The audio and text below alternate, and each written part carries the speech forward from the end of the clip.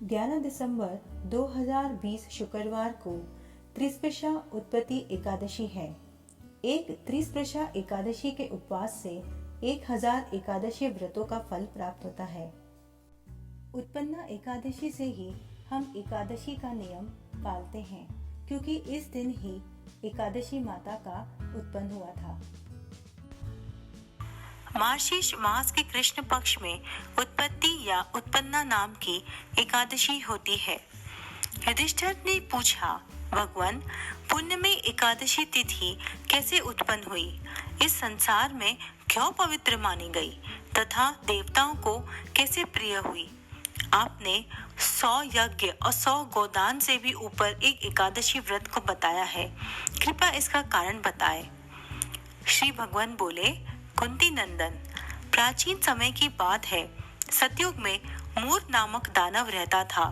वह बड़ा ही अद्भुत, अत्यंत रौद्र तथा संपूर्ण देवताओं के लिए भयंकर था। उस काल रूपधारी दुरात्मा ने महासुर के इंद्र को भी जीत लिया था। संपूर्ण देवता उससे परास्त होकर स्वर्ग से निकाले जा चुके थे और शंकित तथा भयभीत होकर पृथ्वी पर विचरा करते थे। एक दिन सब देवता महादेव जी के पास गए। वहां इंद्र ने भगवान शिव के आगे सारा हाल कह सुनाया। इंद्र बोले, महेश्वर, ये देवता स्वर्ग लोक से भ्रष्ट होकर पृथ्वी पर विचर कर रहे हैं। मनुष्य में रहकर इनकी शोभा नहीं होती। देव, कोई उपाय बताइए। देवता किसका सहारा ले? महादेव जी ने कहा, देवराज, जहाँ सबको शरण देने वाले, सबकी रक्षा में तत्पर रहने वाले जगत के स्वामी भगवान गरुड़ ध्वज विराजमान है, वहां जाओ। वे तुम लोगों की रक्षा करेंगे।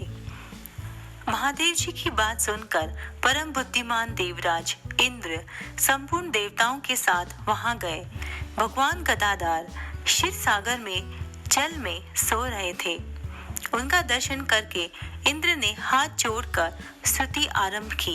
इंद्र बोले, देवेश्वर, आपको नमस्कार है। देवता और दानव दोनों ही आपकी वंदना करते हैं। हे पुंडरीकाक्ष, आप दैत्यों के भी शत्रु हैं। प्रभु, अत्यंत उग्र स्वभाव वाले महाबली मूर नामक दैत्य ने संपूर्ण देवताओं को जीतकर इन्हें स्वर्ग से निकाल दिया है। इनकी बात सुनकर भगवान विष्णु बोले, देवराज, वह दानव कैसा है? उसका रूप और बल कैसा है तथा उस दुष्ट के रहने का स्थान क्या है? इंद्र बोले, देवेश्वर, पूर्व काल में ब्रह्मा जी के वंश में तालजंक नामक एक महान असुर उत्पन्न हुआ था, जो अत्यंत भयंकर था। उसका पुत्र मूर दानव के नाम से विख्यात हुआ।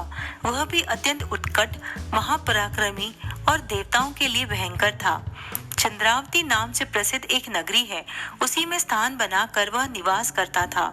उस दैत्य ने समस्त देवताओं को परास्त करके स्वर्ग लोक से बाहर कर दिया है। उसने एक दूसरे ही इंद्र को स्वर्ग के सिंहासन पर बिठाया है। अग्नि, चंद्रमा, सूर्य, वायु तथा वरुण भी उससे दूसरे ही बनाए हैं। जनार्दन, मैं सच्ची बात बता रहा हूँ, उसने सब कोई दूसरे ही कर लिए हैं। देवताओं को तो उसने प्रत्येक स्थान से वंचित कर दिया है। इंद्र का कथन सुनकर भगवान जनार्दन को बड़ा ही क्रोध आया।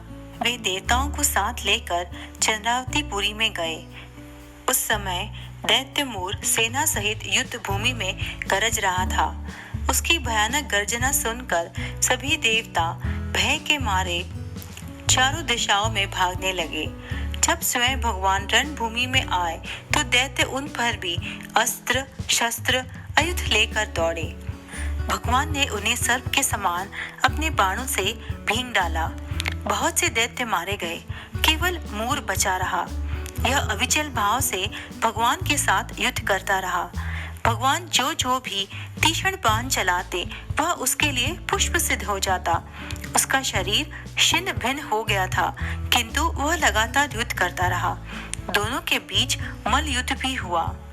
10,000 वर्ष तक उनका युद्ध चलता रहा, किंतु मूर मरा नहीं। थक कर भगवान बद्रिकाश्रम चले गए। वहां हेमवती नामक सुंदर गुफा थी। उसमें विश्राम करने के लिए भगवान उसके अंदर प्रवेश कर गए। यह गुफा 12 योजन लंबी थी और उसका एक ही द्वार था। विष्णु भगवान वहां योग निद्रा की गोद में सो गए। मोर भी पीछे पीछे आ गया और भगवान को सोया देखकर मारने को उद्यत हुआ।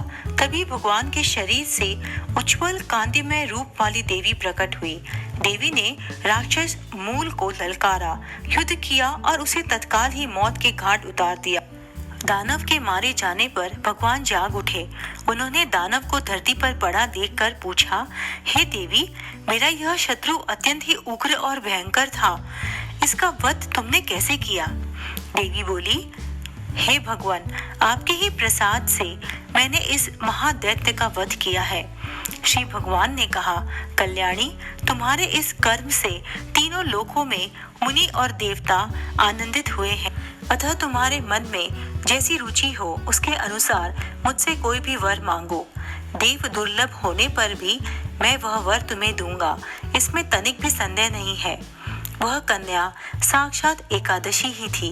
उसने कहा, प्रभु, यदि आप प्रसन्न हैं तो मैं आपकी कृपा से सब तीर्थों में प्रधान, समस्त विघ्नों का नाश करने वाली तथा सब प्रकार की सिद्धि देने वाली देवी हूँ। जनार्दन, जो लोग आप में भक्ति रखते हैं, मेरे दिन को उपवास करेंगे, उन्हें सब प्रकार की सिद्धि प्राप्त हो। माधव, जो लोग उपवास, नक्त अथवा एक पुक्त करके मेरे व्रत का पालन करें, उन्हें आप धन, धर्म और मोक्ष प्रदान कीजिए। श्री विष्णु बोले, कल्याणी, तुम जो भी कुछ कहती हो वह सब पूर्ण हो जाएगा। हम आपको तथास्तु कहते हैं। इसलिए जो मानव हर समय एकादशी के माहात्म्य का पाठ करता है, उसे सहस्त्र गोदानों के पुण्य का फल प्राप्त होता है। जो दिन या रात में भक्ति पूर्वक इस महात्म्य की श्रवण करता है, वे निस्संदेह ही ब्रह्म हत्या आदि पापों से मुक्त हो जाता है।